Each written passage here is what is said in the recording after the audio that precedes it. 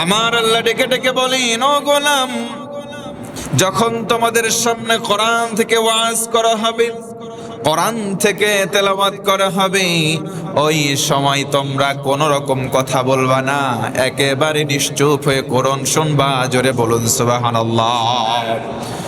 তোমরা যেমন ভাবে চুপ করে বসে থাকবা, পাশাপাশি মনোযোগটা বাড়িয়ে দিবা। আল্লাহ বলেন, গোলাম, লাআল্লাকুম তুরহামুন, আশা করা যায় রহমতের দরজা আমি আল্লাহ তোমাদের জন্য উন্মুক্ত করে দেব। সুবহানাল্লাহ। আল্লাহ রাব্বুল আলামিন আরো বলেন, কোরআনে কারীম যদি কেউ মনোযোগ দিয়ে শোনে, যতগুলো রহমত আর বরকত রয়েছে সবগুলো রহমত আর বরকতের দরজা আল্লাহ রাব্বুল আলামিন ওই বান্দা বান্দির জন্য খুলে দেয়। আরেকবার বলুন সুবহানাল্লাহ। ওয়ালাউ আন্না আহলাল কুরা আমানু ওয়াত্তাকাউ লাফাতাহনা আলাইহিম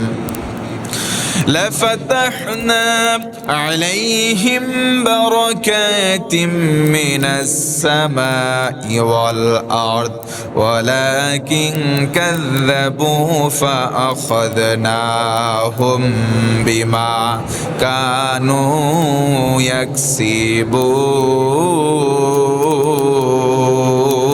يكسبون।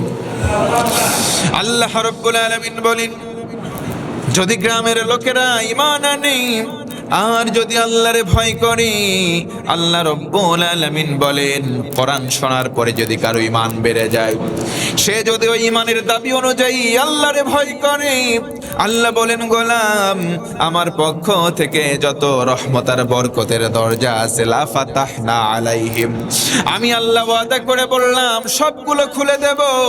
একটু উঁচু গলায় পড়েন সুবহানাল্লাহ। সবগুলো দরজা আল্লাহ তাআলা ওয়াদা করলেন যে ঈমান যদি তোমরা সহকারে কোরআন শোনো, ওই সময় যদি ঈমানের পরিমাণ বাড়ে, আমি আল্লাহর যদি ভয় করে চলো, যত বরকতের দরজা আছে বন্ধ সবগুলো রুদ্ধ দ্বার আমি আল্লাহ উন্মুক্ত করে দেব। আল্লাহু আকবার। এই অবস্থায় কিছু মুমিন হবে, এই কোরআন শোনার পরে কিছু কাফের হবে। প্রশ্ন করতে পারেন, কেমন করে কোরআন শুনলে কাফের হয়? আমার আল্লাহ জানিয়ে দিলেন, গোলাম, কোরআন শোনার পরে কাফেরদের কুফর আরো বেড়ে যায়। وقال الذين كفروا لا تسمعوا لهذا القرآن والغوا فيه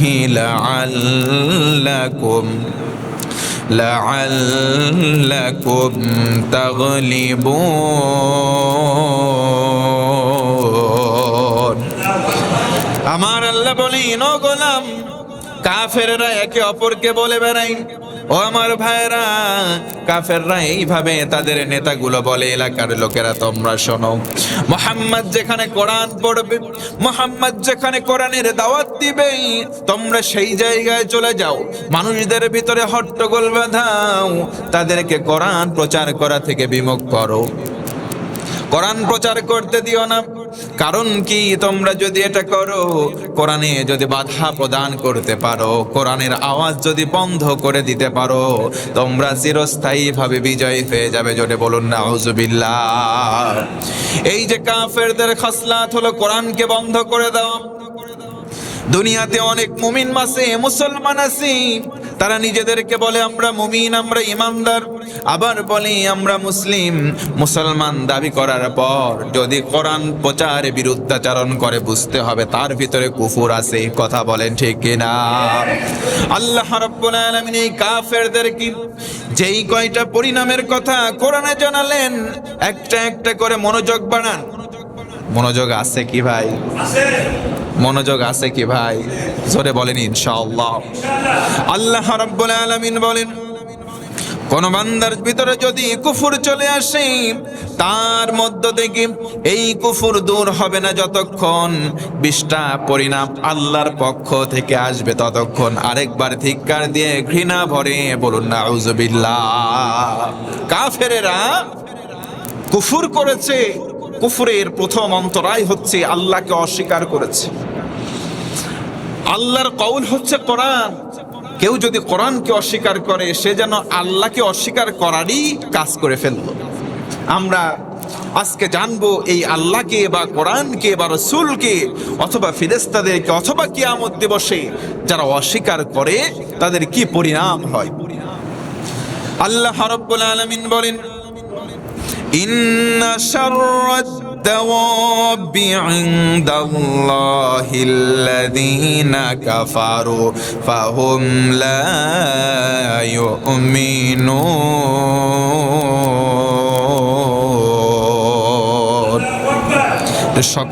সকলে গোচর গলায় বলেন আল্লাহু আকবার। আল্লাহ রাব্বুল আলামিন বলেন, আল্লাহর নিকট নিকৃষ্ট জীব ওই সমস্ত বান্দারা যারা কিনা এই সৃষ্টিকুলের মধ্যে সবচাইতে নিকৃষ্ট আল্লাহর কাছে, তারা হলো কাফের। আল্লাহকে অস্বীকার করেছে। ইন্না শাররাদ দাওয়াবি ইনদাল্লাহ, নিশ্চয় আল্লাহর কাছে সবচাইতে নিকৃষ্ট প্রাণী হলো তারা যাদের ভিতরে আল্লাহর প্রতি ঈমান নাই, যাদের ভিতরে আছে কুফর। আমাদের ভিতরে ঈমান, জোরে বলেন, আছে না নাই? আমাদের মধ্যে ঈমান আছে, যাদের মধ্যে ঈমান নাই আল্লাহ বলেন তারা সৃষ্টিকুলের ভিতরে সবচাইতে নিকৃষ্ট। নাউযুবিল্লাহ। 2 নম্বর হলো তাদের যেমন সম্মান নাই, কোনো সম্মান মর্যাদা নাই। 2 নম্বর হলো আল্লাহ রাব্বুল আলামিন কাফেরদেরকে জিন্দেগিতে কোনোদিন মাফ করবে না। আল্লাহ তাআলা বলেন, ইন্নাল্লাযীনা কাফারু ওয়া সাদ্দু আন সাবিলিল্লাহ সুম্মা মাতু ওয়া হুম কুফফারুন ফালান ইয়াগফিরাল্লাহু লাহুম। যারা কুফরি করেছে, আল্লাহর পথে বাধা তৈরি করেছে এবং ওই অবস্থায় অর্থাৎ কাফের অবস্থায় মারা গেল, আল্লাহ বলেন আল্লাহ তাদেরকে কশিন কালেও মাফ করবে না। এজন্য ভাইরা কুফর থেকে অনেক দূরে থাকার দরকার আছে না নাই? আল্লাহ বলেন যারা কুফর অবস্থায় আল্লাহর রাস্তায় বাধা প্রদান করে, ওই অবস্থায় মাফ চায় নাই, তওবা করে নাই, তওবা না করে যদি কাফের অবস্থায় মারা যায়, আল্লাহ রাব্বুল আলামিন কোরআনে কারিমে জানায় দিলেন তাদেরকে কশিন কালেও মাফ করা হবে না, তাদেরকে মাফ করা হবে না। আল্লাহ তাআলা এখানে দেখেন সুন্দরভাবে বললেন, ইন্নাল্লাযীনা কাফারু, নিশ্চয়ই যারা কুফর করবে, ওয়াসাদ্দু আন সাবিলিল্লাহ, আল্লাহর রাস্তায় বাধা তৈরি করবে। যদি ইন্নাল্লাযীনা কাফারু বলে আল্লাহ বলতেন যারা কুফর করবে ওই অবস্থায় মারা যাবে, আমি আল্লাহ তাদেরকে মাফ করব না, অর্থ হয়ে যেত। কিন্তু আল্লাহ এখানে বললেন নিজেরা কুফর করে, আল্লাহর রাস্তায় বাধা সৃষ্টি করে, ওই অবস্থায় তারা মারা যায়, আল্লাহ বলেন তাদেরকে আমি কখনো মাফ করব না। নাউজুবিল্লাহ পড়েন। তার মানে কাফেরদের ক্যাটাগরি দেখেন, মুশরিক এক অবস্থায় আছে, মুশরিকের একটা হালাত রয়েছে, কাফের আরেকটা হালাত রয়েছে। কাফের হচ্ছে সবকিছু জানে, জানার পরে অস্বীকার করে আমি মানি না। অনেককে বোঝাবেন আপনি, অনেককে আপনি বোঝাবেন, সে বুঝবে না। আপনি কেমন করে তারে বোঝাবেন? দিন শেষে সে বলল আমি বুঝলাম না, আপনি তারে বোঝাতে পারবেন? সবাই বলেন পারবেন? একজন যদি বোঝার পরেও না বোঝার অভিনয় করে, তাকে সবাই মিলে বোঝানো সম্ভব? কাফেরদের অবস্থা হলো ওই রকম, তারা সবকিছু জানে, সবকিছু বোঝার পরেও তারা অস্বীকার করলো, এমনকি আল্লাহর রাস্তা অর্থাৎ ঈমানের রাস্তায় তারা বাধা প্রদান করলো। আল্লাহ বলেন এই সমস্ত মানুষদেরকে আমি আল্লাহ ওই পর্যন্ত রুখসত দিয়েছিলাম, ওই পর্যন্ত তাদেরকে আমি সুযোগ দিয়েছিলাম, মৃত্যুর আগ মুহূর্ত পর্যন্ত তারা তওবা করে নাই, তারা ফিরে আসে নাই। ওই অবস্থায় মারা যাওয়ার কারণে আমি আল্লাহ তাদেরকে মাফও করব না, জান্নাতেও দেব। 3 নম্বর হলো আল্লাহ রাব্বুল আলামিন বলেন, ও গোলাম, উপদেশ আমি আল্লাহর পক্ষ থেকে আমভাবে দেওয়া হলো, কিন্তু কাফেররা ওই উপদেশ গ্রহণ করলেও তাদের কোনো কাজে আসবে না। আল্লাহর উপদেশ কাজে আসবে তাদের যাদের অন্তরে আছে ঈমান, যাদের অন্তরে আছে আল্লাহর ভয়, আল্লাহর ভয় যদি কারো অন্তরে থাকে, আল্লাহ রব্বুল আলামিন তাদের অন্তরটাকে তাকওয়া দ্বারা পূর্ণ করে দেবেন। সুবহানাল্লাহ। ওয়াসাওয়াউন আলাইহিম আ'আযারতাহুম আম লাম তুযিরহুম লা ইউমিনুন। জোরে বলি আল্লাহু আকবার। হে রাসূল, আপনি তাদেরকে সতর্ক করেন অথবা না করেন, তাদের পক্ষে উভয় সমান। তারা ঈমান আনুক না আনুক, তারা কখনো মুমিন হতে পারবে না, কারণ তাদের অন্তরে রয়েছে কুফর। তারা মানুষদের সঙ্গে ধোঁকা দিতে চাইবে। হে রাসূল, আপনি তাদেরকে উপদেশ প্রদান করেন বা না করেন, তাদের অন্তরে কুফর থাকার কারণে কোরআনের আলোয় তাদের অন্তর আলোকিত হবে না। তার মানে ঈমান না থাকলেই কোরআনের উপদেশ তার ওই কুফরের অন্তরে কোনো প্রভাব বিস্তার করতে পারবে। তার মানে কোরআন আল কারীম উপকার বয়ে আনবে তাদের যাদের অন্তরে আছে আল্লাহ পাকের ভয় এবং ন্যূনতম একটু ঈমান। জোরে কোন সুবহানাল্লাহ।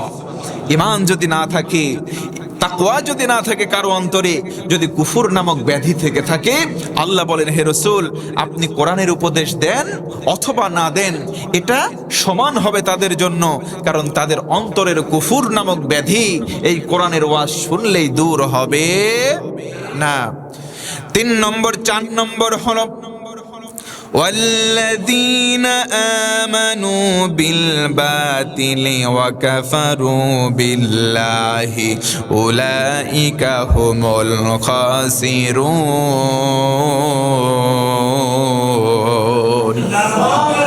আল্লাহ তাআলা বলেন والذين آمنوا بالباطل, নিশ্চয় যারা ঈমান আনে, তবে এই ঈমান আল্লাহর প্রতি নয়, ঈমান আনে মানে বিশ্বাস করে বিল বাতিল, মিথ্যার সঙ্গে ঈমান আনে, তার মানে ঈমানের বিপরীত, আল্লাহর রাস্তার বিপরীতে যারা ঈমান আনবে, অকাফারু এবং আল্লাহকে অস্বীকার করবে, উলাইকা হুমুল খাসিরুন। আল্লাহ বলেন গোলাম, দুনিয়া এবং আখিরাতে তারা হবে ক্ষতিগ্রস্তদের অন্তর্ভুক্ত। বলুন নাউযুবিল্লাহ। আল্লাহ শর্ত বললেন ওয়াল্লাযীনা আমানু বিল বাতিল, যারা ঈমান আনে বিশ্বাস করে মিথ্যার উপরে, সত্যতে বিশ্বাস করে নাই। কাফেরদের খাসলাত, তারা মিথ্যাতে বিশ্বাস করে, এমনকি তারা কুফর করে আল্লাহকে। ওয়াল্লাযীনা কাফারু বিল্লাহি, তারা আল্লাহকে অস্বীকার করে। আল্লাহ বলেন এই কাজ করবে যারা, উলাইকা হুমুল খাসিরুন, তারা দুনিয়া এবং আখিরাতে ক্ষতিগ্রস্তদের তালিকাভুক্ত হয়ে যাবে। আরেকবার নাউযুবিল্লাহ। এরপরে আল্লাহ বলেন وَمَن يَكْفُرْ بِالْإِيمَانِ فَقَدْ حَبِطَ عَمَلُهُ وَهُوَ فِي الْآخِرَةِ مِنَ الْخَاسِرِينَ।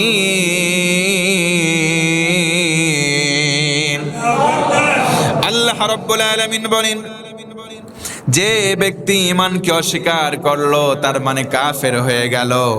আল্লাহ রব্বুল আলামিন তার যত আমল ছিল সব আমলগুলো একবারে নিষ্ফল করে দেবেন, একবারে পরিণামে জিরো বানায় দেবেন। আউযুবিল্লাহ। শুধু তাই নয়, ওয়া ফিল আখিরাহ, এবং যেই ব্যক্তি কুফর করলো, ওয়া ফিল আখিরাহ, সেই ব্যক্তির আখিরাতের পরিণাম হবে মিনাল খাসিরিন, ক্ষতিগ্রস্তদের মধ্যে।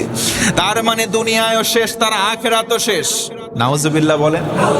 যে ব্যক্তি, আল্লাহ তাআলা বলেন, ঈমানকে অস্বীকার করলো, তার দুনিয়াও শেষ, আখিরাতও। ওই মুরব্বীরা একটা কথা বলে, আমও গেল তো সালাও। তার মানে যেই ব্যক্তি ঈমানকে অস্বীকার করবে, এইদিকে তাকান, কোরআনুল কারীমের একটা শব্দও যদি কেউ অস্বীকার করে, আপনারা একটু সাধারণ জ্ঞানে বা একটু কমন সেন্সের কাছে প্রশ্ন করে বলেন তো, কোরআনের আমি সব মানলাম, একটা শব্দ আমি বিশ্বাস করলাম না, মানলাম না, আমি কি ঈমানদার বা মুমিন থাকতে পারি? সবাই বলেন পারি? কোরআনুল কারীমের একটা শব্দ যদি আমি আপনি অস্বীকার কেউ করি, আমরা সাধারণভাবে স্পষ্ট বলে দিতে পারি সেই ব্যক্তির মধ্যে ঈমান নাই। আচ্ছা, একটু বিবেকের কাছে চিন্তা করেন, নামাজ আদায় করা, নামাজ কায়েম করা এটা ফরজ, এতে কোনো সন্দেহ আছে? তাহলে এই রকম নামাজের কথা কোরআনে কতবার রয়েছে, যাকাতের কথা কতবার রয়েছে, এইগুলো বিধি আর বিধানের যে কোনো একটিকে যদি আমরা একটু অবজ্ঞা করি, আমাদের ভিতরে ঈমান থাকবে না চলে যাবে? সবাই বললেন না থাকবে না চলে যাবে? চলে যাবে। আল্লাহ রসুল বলেছেন, কেউ যদি কোনো দুষ্কৃতিকারী হয়, ওই মুহূর্তে তার মধ্যে ঈমান থাকে না, ঈমান তার থেকে বের হয়ে ওই আপ ইন দ্য এয়ার, বাতাসে ভাসতে থাকে। আবার যখন সে ব্যক্তি খুলুসিয়াত নিয়ে তওবা করে, তার মধ্যে সেই ঈমানটা চলে আসে। কন্যা সুবহানাল্লাহ। আর পাপী যখন পাপ করে তার মধ্যে ঈমান থাকে না, চোর যখন চুরি করে তার মধ্যে ঈমান থাকে না, যখন একজন জেনাকারী জেনা করে মুমিন হলেও তার মধ্যে ওই সময় ঈমান থাকে না। আল্লাহ তাআলা এই রকম সুযোগ করে দিলেন। নবীজি বলেছেন, অতঃপর যখন সে ব্যক্তি নিজে রিয়েলাইজ করে, বুঝতে পারে না এটা আমি খারাপ করে ফেলেছি, যখন সে বলে সরি ফর দ্যাট, সেটার জন্য আমি অত্যন্ত দুঃখিত, আল্লাহর কাছে যদি কমিটমেন্ট দেয়, ওয়াদা করে, আল্লাহ ইন ফিউচার আমি আর কোনো দিন এই কাজ করব না, এই কাজটা যে ধিক্কৃত, এই কাজটা যে ঘৃণিত, আমি তোমার কাছে স্যারেন্ডার করছি আল্লাহ, নিশ্চিতভাবে ওয়াদা করলাম কোনো দিনের তরে আর এই পাপের কাজে আমি লিপ্ত হব না। আল্লাহ রসুল বলেন, এই কমিটমেন্ট দেওয়ার সঙ্গে সঙ্গে তার ঈমান নামক সম্পদ তার মধ্যে আবার ফিরিয়ে দেওয়া হয়। আরেকটু জোরে বলেন না সুবহানাল্লাহ। আরেকটা আয়াতের কথা বলি, মিনাল্লাযীনা ফাররাকু দীনাহুম ওয়া কানু শিয়া কুল্লু হিসবিন বিমা লাদাইহিম ফারিহুন। আল্লাহ তাআলা বলেন, এই দিনকে নিয়ে, দিনের নাম ইসলাম, সবাই বলেন আমাদের দিনের নাম দিনকে নিয়ে তোমাদের ভিতরে কতিপয় মানুষ দল গঠন করবে, এক একজন এক এক দল নাম দেবে। বর্তমান বাংলাদেশে ইসলাম তথা দিনকে নিয়ে দল আছে না নাই? এটার পরিমাণ কম না বেশি? অনেক বেশি। আল্লাহ বলেন, প্রত্যেকটা দল এই কথা বলে দাবি করবে যে আমাদের দলের কর্মসূচিটাই সঠিক, অন্য দলের কর্মসূচিগুলো সব ভ্রান্ত। বর্তমান সময়ে এই রকম ধাক্কাধাক্কি আছে না নাই? বর্তমান সময়ে ধাক্কাধাক্কি আছে, মানে কি এত পরিমাণে বেড়ে গেছে। আজকে এরা বলতেছে ও খারেজ হয়ে গেছে ইসলাম থেকে, ও হাত তুলে দোয়া করতেছে ইস্তেসকার নামাজে, ও কিছুই না, ও ইসলামের কিছুই পারে না। আবার এদিকে বলতেছে একজন আল্লাহর ধন রসুলের দিয়া, রসুল আল্লাহ গেছেন গায়েব হইয়া, রসুলের ধন খাজারে দিয়া, খাজা শুয়ে আছে আজমিরে, কেউ ফেরে না খালি হাতে, খাজারে তোর দরবারেতে, তারও দেখবেন লাখ লাখ লোক সামনে লোক হয়। এই মুসলমানরা কথা বলেন ঠিক কিনা? এ বলতেছে ওর মধ্যে ঈমান নাই। রাসূল সাল্লাল্লাহু আলাইহি ওয়াসাল্লাম শেখ আহমদুল্লাহ বলেছেন যে 40 বছর বয়সে তিনি নবুয়তের সার্টিফিকেট পেয়েছেন। তার আগ মুহূর্ত তিনি স্পেশালি সার্টিফিকেট প্রাপ্ত নবুয়ত পান নাই, তার মানে তিনি 40 থেকে নবী, আর 40-এর আগে তিনি ইব্রাহিমী যে ধর্ম বা অনুশাসন বা নীতি ছিল সেটার উপর ইস্তেকামত ছিলেন। এখন গিয়াসউদ্দিন আত-তাহেরি প্রিয় ভাই বলতেছে না, তার মধ্যে ঈমান নাই, তাকে খারেজ বানায় দিচ্ছে। এই দল বেদল নিয়ে আবার যারা ভিন্ন মত আছে তারা বলতেছে এ তো আহলে হাদিস, ও তো সুন্নি, এইগুলো নিয়ে আজকে দল বেদলে গোটা বাংলাদেশের মানুষ একেবারে ট্রেন্ডিং এর মধ্যে বাতাসে উঠতেছে। কথা বলেন ঠিক কিনা? আমি বলবো ভাই এই যে দলাদলি মাতামাতি এগুলো যে হবে, আল্লাহ তাআলা কোরআনে কারিমে সুন্দর করে কোট করে দিয়েছেন, আল্লাহর কথা মিথ্যা হবে? সবাই জোরে বলেন হবে? আল্লাহ বলে দিলেন প্রত্যেকের দলের দাবি হবে আমরা সঠিক এবং তোমরা যা করতেছো ভুল। গিয়াসউদ্দিন তাহেরি লক্ষ লক্ষ মানুষ নিয়ে মাহফিল করে, সুন্নিয়াতের জয়গান গায়, সবসময় রসুলের প্রেমে শান গায়, এই গায় সেই গায়, আমরা কেউ বাধা দেই? জোরে বলেন দেব? উচিত নয়, কারণ সে 100টা কাজ করবে, তার মধ্যে 100টাই সঠিক হবে এমনটা কিন্তু হবে। আমার দিকে তাকান, আপনার দিকে তাকান, আমি যদি 10টা কাজ করি, আপনি যদি 10টা কাজ করেন, 10টাকে সঠিক হবে? অ্যাকুরেটলি সঠিক হবে? তাহলে উচিত কি হবে? আমার যদি 10টা কাজের 8টা কাজ ভালো হয়, 8টা কাজের জন্য প্রশংসা করা, 8টা কাজ গ্রহণ করা। তো গিয়াসউদ্দিন তাহেরি যে কাজগুলো করতেছে তার ভালোগুলো গ্রহণ করুন আর খারাপগুলো তাকে ধরিয়ে দিন, এটা তো আমাদের নীতি এবং নৈতিক দায়িত্ব। কি কথা বলেন ঠিক কিনা? আল্লাহ বলেন ইন্নামাল মুমিনুনা ইখওয়াতুন, আল্লাহ নিজে সম্পর্ক বলে দিলেন, নিশ্চয়ই মুমিন মুমিনের ভাই। এই ঘোষণা দিলেন কে? আরো জোরে বলেন কে? তাহলে ভাই হয়ে ভাইয়ের উপর দায়িত্ব কি? আল্লাহ আয়াতের পরের অংশ বললেন, ফাআসলিহু বাইনা আখওয়াইকুম। তুমি মুমিন, আরেকজন মুমিন, দুইজন সম্পর্ক দুনিয়ার কেউ দেয় নাই, দিয়েছেন আরেকবার বলেন কে? আল্লাহ বলেন তোমার ভাইয়ের প্রতি তোমার দায়িত্ব, ফাআসলিহু বাইনা আখওয়াইকুম। তুমি যখন তোমার দুই ভাই মুমিন ভাইয়ের মধ্যে বিবাদ দেখবে, বিবাদমান মীমাংসা খুঁজে পাচ্ছ না, তখন তোমার দায়িত্ব হচ্ছে ফাআসলিহু বাইনা আখওয়াইকুম। তোমার দুই ভাইয়ের মধ্যে মীমাংসা করার জন্য যতগুলো তোমার জ্ঞান এবং গরিমা আছে, তোমার টেকনিক রয়েছে, সেগুলো অ্যাপ্লাই করে তাদের ভিতরে তুমি মীমাংসা করে দেবে, এটা তোমার জন্য আবশ্যিক। আল্লাহু আকবার। আজকে আমরা কি করছি? দুই দলের লাগছে মারামারি। আমরা অন্য দল যারা ধর্ম পালন করি, দ্বীনের বিভিন্ন সেক্টরে আসি, আমরা তাদের ভিতরে মিলিয়ে না দিয়ে আমরা আরো আগুনের মধ্যে ঘি ঢেলে দিচ্ছি। কি মুসলমান কথা বলেন ঠিক কিনা? এইগুলো কাজ করা, এই আয়াত অনুযায়ী আপনি মুমিন থাকতে পারেন না, কারণ মুমিনের প্রধান দায়িত্ব আল্লাহ দিলেন, এক মুমিন অন্য মুমিনের ভাই, যখনই সমস্যা হবে তুমি সমাধান করে দাও, এটা ফরজ। আজকে এইগুলো ডিনে করতেছি, তাহলে চিন্তা করেন আমার আপনার ইমানের দৌরাত্ম্য বা ইমানের পজিশন বা ইমানের অবস্থা কোথায়। তাদেরকে কাফের বলি যারা ইমান আনে নাই। আমরা যারা মুমিন, আমরা নিজেদের জানতে অজান্তে কতগুলো বিধি আর বিধান যে নাকচ করে যাচ্ছে, ডিনে করে যাচ্ছে, তার তোয়াক্কা নাই, খবর নেই। আল্লাহ তাআলা তাবলীগ করাকে ফরজ করলেন। একটু সুর উঁচু করে বলেন তো, তাবলীগ করা কি? ফরজ। সবাই বলেন কি? আরেকবার বলেন কি? এই তাবলীগের কথা যখন বলেছি, এক শ্রেণীর মুসল্লিদের গায়ে একটু চুলকানি বেড়ে গেছে। হুজুর আবার এইগুলো কথা বলেন কেন? ইয়া আইয়ুহার রাসূল বাল্লিগ মা উনজিলা ইলাইকা মির রাব্বিক।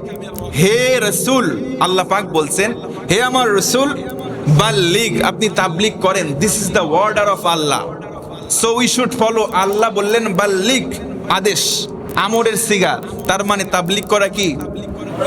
সবাই বলেন। কেউ যদি বলে এই তাবলীগকে নাক সিটকায়, চুলকানি দেয়, তাহলে কিন্তু তার ভিতরে এই আল্লাহর বিরোধিতা করার কারণে ঈমান দূরে চলে যাওয়ার সম্ভাবনা আছে। কথা বলেন ঠিক কিনা? অতএব তাবলীগ করাটা ফরজ। এই নীতিমালা কোনো মোল্লা দেয় নাই, দিয়েছেন কে? আল্লাহ তাআলা বলেন, আল্লাহকে অস্বীকারের পাশাপাশি যারা কোরআনকে অস্বীকার করবে তাদের ভিতরে কুফর পাওয়া যাবে, আর তারা ফিল আখিরাতি হুমুল খাসিরুন, তারা আখিরাতে হবে ক্ষতিগ্রস্ত। তার মানে এই কাফের শুধু স্বঘোষিত কাফের নয়, যাদের ভিতরে কুফরিয়াতের গুণাবলী পাওয়া যাবে তারাও এক প্রকারের কাফের। কথা বলেন ঠিক কিনা? আল্লাহ রাসূল বলেছেন, মান তারাকাস সালাতা মুতাআম্মিদান ফাকাদ কাফারা। যে ব্যক্তি ফরজ নামাজ ইচ্ছা করে ছেড়ে দেবে, সে যেন কুফর করে ফেললো, সে যেন কাফেরের মতো হয়ে গেল। রাসূল বলে নাই সে কাফের, বরং বলেছে সে যেন কাফেরের মতো হয়ে গেল। ওই অবস্থায় যদি ইন্তেকাল করে, তার অবস্থা কোথায় হবে? একটু সাধারণ জ্ঞান দিয়ে বলেন তো, কোথায় হবে? জাহান্নামে। কোথায় হবে? জাহান্নামে। এই জন্য ইমান ওঠানামা করে। ইমানের একটা থার্মোমিটার আছে। ইমান মানুষের মধ্য থেকে ওঠানামা করে, মাঝে মধ্যে বের হয়ে যায়। ওই যে যখন বল ছক্কা মারে না, উপরে ভাসে, ক্যাচ ধরে, বলে আপ ইন দি এয়ার, বাতাসে ভেসে আছে বল। আমাদের ইমানটাও মাঝে মধ্যে ভিতর থেকে বের হয়ে বাতাসে ভাসে। রাসূল বলেছেন, যখন মানুষ খারাপ কাজ করে তার ভিতরে ইমান থাকে না, ইমানটা বের হয়ে বাতাসে ভাসে। ওই মানুষ যখন বুঝতে পারে, অনুশোচনায় আল্লাহর কাছে মাপ চেয়ে নেয়, ওই ইমানটা আবার তার ভিতরে রিটার্ন করে দেওয়া হয়, ফিরিয়ে দেওয়া হয়। তার মানে আমাদের উচিত অনুশোচনা করা। আল্লাহ তো এমন আল্লাহ, যে আল্লাহর কাছে আমরা মাপ না চাইলে আল্লাহ বেজার হয়। আমরা পাপ করতে ভালোবাসি, আর আমার আল্লাহ এমন আল্লাহ, তিনি মাফ করতে ভালোবাসেন। আরেকবার বলবেন না সুবহানাল্লাহ? তাহলে তাবলীগ করা ফরজ, ঘোষণা কার? আল্লাহ পাক বললেন। তবে হ্যাঁ, আসেন, এই তাবলীগ কি দিয়ে করব, এই ফর্মুলা আল্লাহ মানুষের হাতে ছেড়ে দেয় নাই। আল্লাহ আয়াতের ওই সাথে বলে দিলেন, বাল্লিগ, হে রাসূল আপনি তাবলীগ করবেন, এটা ফরজ। কি দিয়ে? মা উনজিলা ইলাইকা মির রাব্বিক, আপনার রবের পক্ষ থেকে যেই জিনিসটা নাজিল করা হয়েছে আপনার প্রতি, আপনি ওই জিনিসের তাবলীগ করেন। জোরে কোন আল্লাহু আকবার। আল্লাহ রাসূলের প্রতি কি নাজিল করা হয়েছে? কোরআন। তার মানে কোরআনের তাবলীগ করা ফরজ, কোন বাবার জীবনের তাবলীগ করা ফরজ নয়। কথা বলেন ঠিক কিনা? এজন্য স্পষ্ট স্ট্রেট কাট কথাগুলো বুঝতে হবে। এগুলো ভুল বোঝার কোনো সুযোগ আমাদের, এই ভুল বোঝানো আসলে মানুষ ভুল বোঝে না, মানুষদেরকে ভুল বোঝানো হয়। ইয়া আইয়ুহার রাসূল বাল্লিগ, এই আয়াত পর্যন্ত কেটে কিছু দল তাদের স্বার্থ হাসিল করার জন্য মানুষদেরকে বোঝায়। দেখছেন আল্লাহ বলছে তাবলিগ করা ফরজ, আসেন তাবলিগ করি। অবশ্যই ফরজ, তো পরের আয়াতের অংশটুকু কেন বাদ দিলেন? মা উনসিলা ইলাইকা মির রাব্বিক, রবের পক্ষ থেকে যেটা নাজিল করা হয়েছে সেই কোরআনের তাবলিগ করাটাই কেবল ফরজ। অতএব কোরআনটা অল্প বুঝবেন, বাকিটুকু ছেড়ে দেবেন। এর নাম কোরআন বোঝা নয়, বরং এটা হচ্ছে কোরআনের সঙ্গে একটা ফাজলামি করার মতো। কোরআন বুঝতে হবে পূর্ণাঙ্গভাবে, চেষ্টা করলে যিনি সহজ করে দেবেন তিনি কে? আল্লাহ পাক বলেছেন ওয়ালাকাদ ইয়াসসারনাল কুরআনা লিযিকর ফাহাল মিন মুদ্দাকির, কোরআনটাকে আমি আল্লাহ সহজ থেকে সহজতর করে দিলাম। এরপরেও তোমাদের ভেতরে কি কেউ নাই যে কোরআনটা নিয়ে একটু রিয়েলাইজ করবে, একটু অনুধাবন করবে, একটু চিন্তা ফিকির করবে? আল্লাহ আফসোস করে প্রশ্ন করে দিলেন যে তোমাদের কেউ নাই যে কোরআনটাকে আমি সহজ করলাম, এরপরেও কোরআন নিয়ে তোমরা একটু চিন্তা ভাবনা করবে? তোমাদের মধ্যে কি কেউ নাই? তার মানে আমাদের হওয়া উচিত কোরআন নিয়ে গবেষক। কথা বলেন ঠিক কিনা? প্রিয় বন্ধুগণ, আজকে বাংলাদেশে আমরা এই ধর্ম নিয়ে বাড়াবাড়ি অনেক দেখতেছি। এই বাড়াবাড়ি সরাসরি আমার বাপ দাদারাও দেখেছে, তারা আজকে কবরে শুয়ে আছে। আজকে আমরা দেখতেছি, ভবিষ্যতে এইগুলো চলতেই থাকবে, এর কোনো শেষ হবে? কারণ কোরআনে কারিমে যখন আল্লাহ আয়াত দিলেন, এই আয়াত তো কিয়ামত পর্যন্ত থাকবে। কথা বলেন থাকবে কি না? তাহলে আয়াতের মধ্যে যেই কথাটা আছে কিয়ামত পর্যন্ত এটা ঘটতেই থাকবে, এটাই স্বাভাবিক ব্যাপার। কথা বলেন ঠিক কিনা? এই জন্য দলাদলি করে, মারামারি করে, বিভেদ সৃষ্টি করে কোনো ফায়দা নেই। এগুলো ছিল, আছে এবং কিয়ামত পর্যন্ত থাকবে। এর ভেতরেই নীতি নৈতিকতাকে অবলম্বন করে ইমানটাকে মজবুত করে বাড়িয়ে যতটুকুন সোজা সাপটা চলার চেষ্টা করা যায়, এটাই করা আমাদের বুদ্ধিমানেদের জন্য কাজ হবে। কথা বলুন ঠিক কিনা? প্রিয় বন্ধুগণ, আমরা শাইখ আহমদুল্লাহরও পক্ষ নিব না, আমরা গিয়াসউদ্দিন তাহেরিরও পক্ষ নিব না, আমরা পক্ষ নিব আল্লাহ এবং আল্লাহর রসুলের সুন্নাহর। কথা বলেন ঠিক কিনা?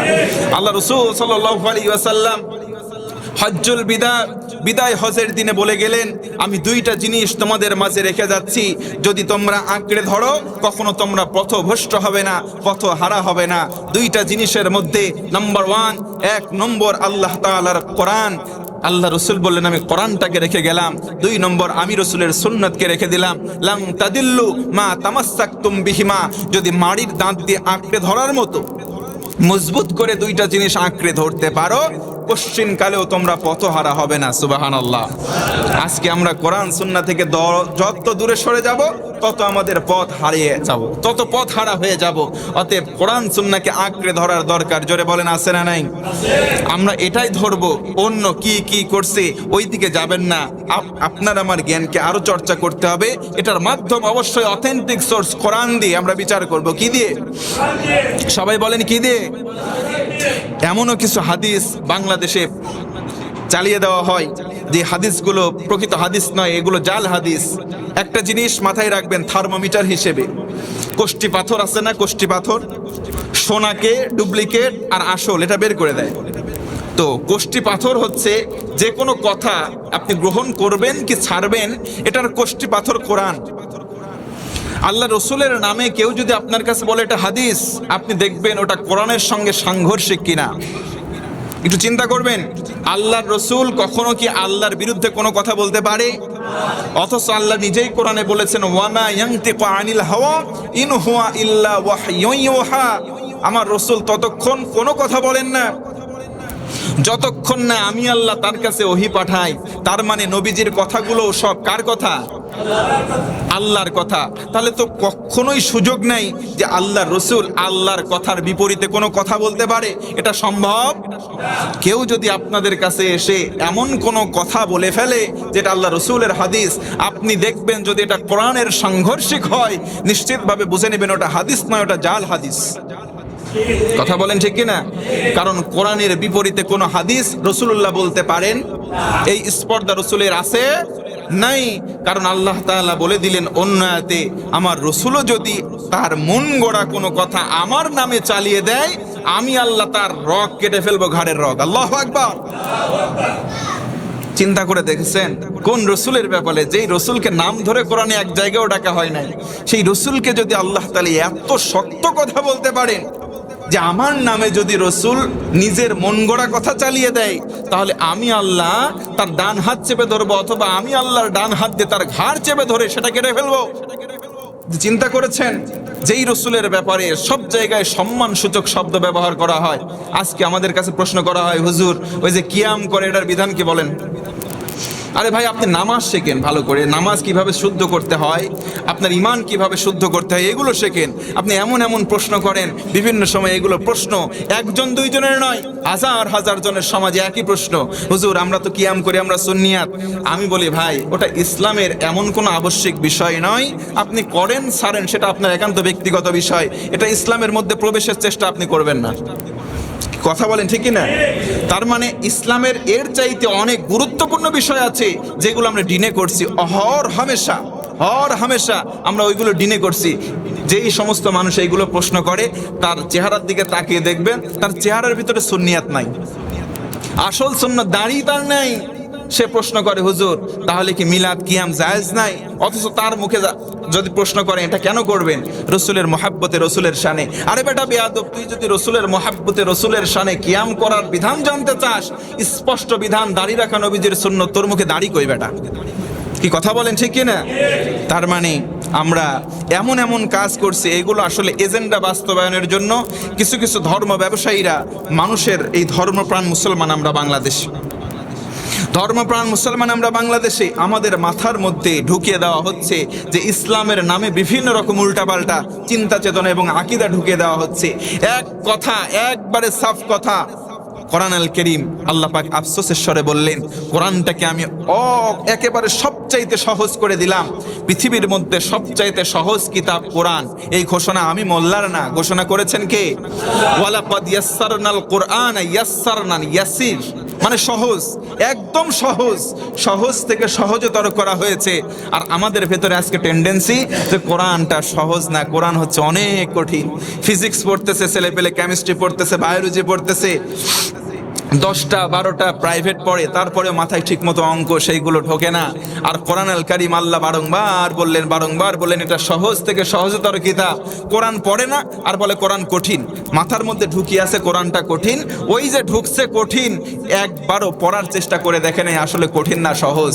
আর যেই জিনিস মাথার মধ্যে ঢুকানো আছে কঠিন, সহজ থেকে সহজতর বানানোর জন্য 10টা 12টা প্রাইভেট টিউশন পড়তেছে একটা ছাত্র। কথা বলেন ঠিক কিনা? তাহলে কোরআন আমরা ধরবো নাকি ছেড়ে দেব? ধরবো না ছেড়ে দেব? আল্লাহ তাআলা আমাদের সমস্ত রকম এই যে দলাদলি, মতের পার্থক্য, এইগুলো ঢেলে ছেড়ে দিয়ে আমরা যেন ইমানের পথে, কুফুরকে ছেড়ে দিয়ে থাকতে পারি। আল্লাহ যেন তৌফিক দেয়, পড়েন আমিন। তাহলে শায়েখ আহমদুল্লাহর দলেও আমরা নাই, আমরা গিয়াসউদ্দিন তাহরির দলেও নাই, আমরা আছি আল্লাহর রসুলের দলে। কোন ইনশাআল্লাহ থাকবেন তো ইনশাআল্লাহ? এখন প্রশ্ন করবেন, হুজুর এরাও তো দাবি করে রসুলের দলে, ওরাও দাবি করে রসুলের দলে, আমরা যাব কোথায়? আমি বলবো, এই প্রশ্ন যদি আপনার ভিতরে উদয় হয় তবে অবশ্যই আমি আপনাকে বলে দেব আপনি কোরআনটা ধরুন, কোরআনটা পড়ুন, কোরআনটা বোঝার চেষ্টা করুন। ইহদিনাস সিরাতাল মুস্তাকিম যে চান, আল্লাহ পাকের কাছে সিরাতে মুস্তাকিম কামনা করেন। তিরমিজি শরীফের হাদিস, আল্লাহ রসুল সাল্লাল্লাহু আলাইহি ওয়াসাল্লাম বলেন, ফাকাদ হুদিয়া ইলা সিরাতিম মুস্তাকিম, কোরআন দিয়ে যারা হেদায়েত পাবে তারাই সিরাতে মুস্তাকিম পেয়ে যাবে। সুবহানাল্লাহ। তাহলে কোরআন দিয়ে আপনি হেদায়েত পাওয়ার চেষ্টা করেন, মানুষের দ্বারস্থ হওয়া লাগবে না। আপনি কোরআনটা নিজে পড়া শেখেন, কোরআনটা নিজে বোঝা শেখেন। আজকে দেখেন ট্রান্সলেটর আছে, কোরআন আল কারীমের অনেকগুলো অ্যাপস আছে। কোরআন আল কারীম আজকে সহজ হতে হতে আপনার দৌড় গৌড়ায়, আপনার হাতে হাতে আজকে কোরআন রাখার সুযোগ আছে। তারপরে যদি আপনি কোরআন না পড়েন, আপনার আমার মতো কপাল পোড়া হতভাগা কেউ হতে পারবে না। কারণ কোরআনটা কালো মানুষকে সোনালী বানাতে পারে, এই কোরআনটা ভাগ্যহত জাতিকে ভাগ্যবান বানাতে পারে, এই কোরআনটা অবহেলিত জাতিকে একবারে মর্যাদার চরম সিংহাসনে উড্ডীন করতে পারে। কথা বলেন ঠিক কিনা? কোরআন ধরবো, ইমানটাকে মজবুত করে দেবেন কে? আর জোরে বলেন কে? আজকে যে কুফুরের পরিণাম বলছিলাম, আল্লাহ তাআলা পরবর্তীতে 1 2 3 4 5 5টা বলেছি, 6 নম্বর হচ্ছে আল্লাহ তাআলা বলেন ওয়ায়ুকান্না, আল্লাহ তাআলা বলেন লা ইফলিহুল কাফিরিন, কাফেররা যে কোনো কাজই করুক না কেন কশ্চিনকালেও তারা সফল হবে আল্লাহ তাআলা আরো বলেন 7 নম্বর, যালিকা বিআন্নাল্লাহা মাওলাল্লাযীনা আমানু ওয়া আন্নাল কাফিরিনা লা মাওলা লাহুম। দুনিয়াতে এবং আখিরাতে কাফেররা কোনো সাহায্যকারীকে খুঁজে পাবে না। সুতরাং এই কাফের শুধু স্বঘোষিত অন্য ধর্মের লোকই কাফের নয়, বরং কাফেরদের গুণাবলী কোনো মুসলমান ইমানদারের ভিতরে থাকলেও সে যেন কাফেরের মতো হয়ে যায়। কাফের কোরআন আল কারীমে শুরুতে আয়াত তেলাওয়াত করেছে, কোরআন আল কারীমে বাধা দেয়, এটা স্বভাব কাফেরদের। কাদের? وقال الذين كفروا لا تسمعوا لهذا القرآن والغوا فيه। কাফেরদের নেতারা বলেছিল তৎকালীন সময় যে নবী মুহাম্মদ যেখানে কোরআন পড়ে, সাল্লাল্লাহু আলাইহি ওয়াসাল্লাম পড়ে, নবী মুহাম্মদ সাল্লাল্লাহু আলাইহি ওয়াসাল্লাম যেখানে কোরআন পড়ে, কোরআন প্রচার করে, কাফের চেলা চামুন্ডাদেরকে বলে দেওয়া হলো তোমরা সেখানে গিয়ে হই হট্টগোল বাঁধাও, গোলমাল তৈরি করে দাও, পরিবেশটা তাদের পক্ষে রেখো না, কারণ কোরআন যদি বন্ধ করতে পারো লাআল্লাকুম তাগলিবুন, তাহলে তোমরা চিরস্থায়ীভাবে অবৈধভাবে টিকে থাকতে পারবে। আর যদি কোরআন বন্ধ করতে ব্যর্থ হও, মুহাম্মদ ক্ষমতা পেয়ে যাবে। আল্লাহু আকবার। এই যে কাফেরদের চিন্তা চেতনা, কাফেরদের কর্মসূচি, কোরআনকে বাধাগ্রস্ত করা, কোরআনের বয়ানকে মানুষ শুনতে পারে এই জায়গায় প্রতিবন্ধকতা সৃষ্টি করা, এটা কাফেরদের স্বভাব। কাদের স্বভাব? এখন মুমিনদের মধ্যে, মুসলমানদের মধ্যে যদি কারোর মধ্যে এই স্বভাবটা আসে, বুঝে নিতে হবে নামে হয়তো মুমিন মুসলমান, কাজের বেলায় রক্ত টেস্ট করলে ওর মধ্যেও কুফর আছে। সুতরাং এই সমস্ত কাফেরদের পরিণাম 20টা। সবাই বলেন কয়টা? 8 নম্বর হচ্ছে আল্লাহ তাআলা বলেন যালিকা বিআন্নাল্লাহা মাওলা লাহুম। তাদের দুনিয়াতেও কোনো ওলি নাই, অভিভাবক নাই, পথহারা হয়ে গেলে হাত ধরে পথ দেখাবে এমন কেউ নাই। এরপরে আল্লাহ তাআলা বলেন ওয়ালাউ তারা ইয ইয়াতাওয়াফাল্লাযীনা কাফারু ওয়াল মালাইকাতু ইয়াযরিবুনা ওয়ুজুহাহুম ওয়া আদবারহুম ওয়া যুকু আযাবাল হারিক। জয় আল্লাহু আকবার। হে রাসূল, আপনি কাফেরদের সেই অবস্থা দেখবেন, ফেরেশতারা কাফেরদের মুখমণ্ডল থেঁতলায় দিবে। কি দিয়ে থেঁতলায় দিবে? তাদের পৃষ্ঠদেশে আঘাত করবে, তাদের পিঠের মধ্যে আঘাত করবে, পিঠের মধ্যে ফেরেশতারা মারবে, তাদের চেহারার ভিতরে ওই মায়ের প্রভাব আসবে। বিশ্বাস না হয় একজনকে যখন আপনারা মারেন, দেখেন না মারামারি হয়, দেখেন পিঠের মধ্যে মারলে একটু হলেও কষ্টের প্রতিফলন বা পরিচ্ছটা চেহারার মধ্যে আসে না? যে ইস করলেও মানুষের চেহারার মধ্যে একরকম তৈরি হয়ে যায় চেহারা। পিঠের মধ্যে আঘাত করবে ফেরেশতারা, আল্লাহ বলেন এই ফেরেশতাদের মায়ের তাদের চেহারা দিয়ে প্রতিফলিত হবে, কি কষ্ট না তারা পাবে, এই চেহারার মধ্যে প্রকাশ হবে। আল্লাহু আকবার। শুধু তাই নয় হে রাসূল, তাদের প্রাণ হরণ করে নেওয়া হবে, আবার তাদেরকে প্রাণের সঞ্চার করে দেওয়া হবে, এবং এই দেহ যন্ত্রণা তাদের দুনিয়াতে ভোগ করানো হবে, এবং আনটিল এটা কোনো আনলিমিটেড তাদেরকে পরকালে দিতেই থাকা হবে। নাউজুবিল্লাহ পড়েন। তাহলে কুফর ছেড়ে দেওয়ার দরকার আছে না নাই? কুফর ছাড়বো কবে? কালকে।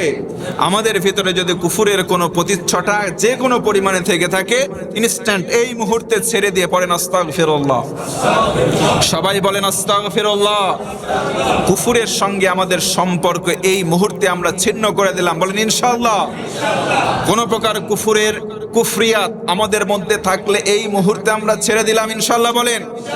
কারণ কুফুর থাকবে যতদিন, এই 20টা আযাব আর গজব আর নেগলিজেন্স আল্লাহর পক্ষ থেকে পাবো ততদিন। আজকে আমি আরেকটা বলি, 10টা বলি, আগামী দিনে আরো 10টা বলবো। কিয়ামতের দিন এই কাফেরদের চেহারাটা একেবারে মলিন হয়ে যাবে, তাদের চেহারাটা একবারে কি বলবো, একবারে ধুলাই ধূসরিত হয়ে যাবে, অপমানিত হয়ে যাবে। আল্লাহ তাআলা বলেন ইয়াউমা তাবিয়াদ্দু ফুজুহুন ওয়া তাসওয়াদ্দু ফুজুহুন, তাদের চেহারা ধুলাই ধূসরিত হয়ে যাবে। মানুষের চেহারা চকচকে, যদি ধুলা পড়ে কেমন মলিন হয়ে যায় না, ধুলাই ধূসরিত হয়ে যায়। তার অপমানের গ্লানি নিয়ে কিয়ামতের দিন কাফেররা উঠবে। এই কাফের শুধু ইসলামকে অস্বীকার করেছে তারাই শুধু কাফের নয়, কাফেরদের গুণাবলী যারা মুমিন হয়ে গ্রহণ করেছে তারাও এক প্রকারের কাফের। আল্লাহ রাব্বুল আলামিন আমাদের সকল প্রকার কুফুরকে ত্যাগ করে জীবন পরিচালনার তৌফিক যেন দেয়, পড়েন আল্লাহুম্মা আমিন। পরিশেষে আরেকটা দোয়া করি একজনের জন্য, একজন দেশের প্রেমিক, দেশের সৈনিক, একজন পাইলট গতকালকে ইন্তেকাল করেছে। আপনারা খবরের মাধ্যমে দেখেছেন যে দেশকে বাঁচাতে গিয়ে ভূমি নিচে যাতে কোনো বাড়ির উপরে প্লেনটি না পড়ে, বিধ্বস্ত না হয়, জনপদের যাতে কোনো ক্ষতি না হয়, এজন্য নিজের জীবনকে উৎসর্গ করে দিয়ে নিজের জীবনকে উৎসর্গ করে দিয়ে ওটাকে ল্যান্ডিং করানো সম্ভব ছিল না, তারপরেও নদীর উপরে নিয়ে গিয়ে ওটাকে ব্লাস্ট হয়ে গিয়েছে। ওখান থেকে যদিও সে পড়েছে, তারপরে সে বাঁচে নাই। আল্লাহ তাআলা তাকে যেন শাহাদাতের উচ্চ মাকাম দেয়, পড়ে না আমিন। দেখেন, একটা কথা চিন্তা করে দেখেন, এটা হয়তো আমাদের কাছে একটা সংখ্যা যে একজন মারা গেছে, হুজুর ব্যাপার না, একটা সংখ্যা হয়তো, কিন্তু যার গেছে তারাই কেবল এই হারানোর ব্যথার দুঃখ বুঝতেছে। অতএব যারা যুবক আছো, তোমাদেরকে বলি, যে কোনো সময় হেলায় ফেলায় রাস্তাঘাটে বিভিন্ন জায়গায় সম্পর্ক করা, সম্পর্ক ভাঙা, বিভিন্ন জনের সঙ্গে মুআমালাত মুহাশারাতে একটু সতর্কতা অবলম্বন করবা। যার তার সঙ্গে মিশবা না, যার তার সঙ্গে গা হেলে দিয়ে চলাফেরাও করবা না। কারণ তোমার কাছে হয়তো তোমার জীবনের মূল্য কিছু মনে হচ্ছে না, আমাদের কাছেও মনে হবে না। মনে হবে পাবনা অমুক এলাকায় একজন মারা গেছে, আমাদের কাছে কেবল সংখ্যা মনে হবে। কিন্তু যার পরিবার ওই সন্তানকে হারাবে, তারাই কেবল টের পাবে ওই সংসার থেকে, ওই পরিবার থেকে একটা রত্ন, একটা সম্পদ হারিয়ে গিয়েছে। কথা বলেন ঠিক কিনা? অতএব সংখ্যার মধ্যে আমি আপনি বিবেচিত হব যে হ্যাঁ, এখানকার খতিব সাহেব ছিলেন আব্দুল করিম আরবি সাহেব, মারা গেছে একটা সংখ্যা, আমি মারা গেলে একটা সংখ্যা মাত্র। কিন্তু আমি যে মাইনাস হয়ে যাচ্ছি, এটার রিয়েলাইজ, এই যে হারানোর বিয়োগের ব্যথা আপনারা কেউ বুঝবেন না, আমার পরিবার যতটা বুঝবে। কথা বলেন ঠিক কিনা? সুতরাং এটা শুধু আমার ক্ষেত্রে না, সকলের ক্ষেত্রে। এজন্য সবাই সতর্কতা অবলম্বন করে, রাস্তাঘাট থেকে শুরু করে, ব্যক্তিগত জীবন থেকে শুরু করে, পারিবারিক জীবন, সামাজিক জীবন, রাষ্ট্রীয় জীবন, প্রত্যেকটা সেক্টরে আমরা সতর্কভাবে চলাচলের চেষ্টা করব ইনশাআল্লাহ। মহান রব আমাদের তৌফিক দান করুন, আমিন। বারাকাল্লাহু লানা ওয়া লাকুম ফিল কুরআনিল আযীম। আসসালামু আলাইকুম ওয়া রাহমাতুল্লাহ।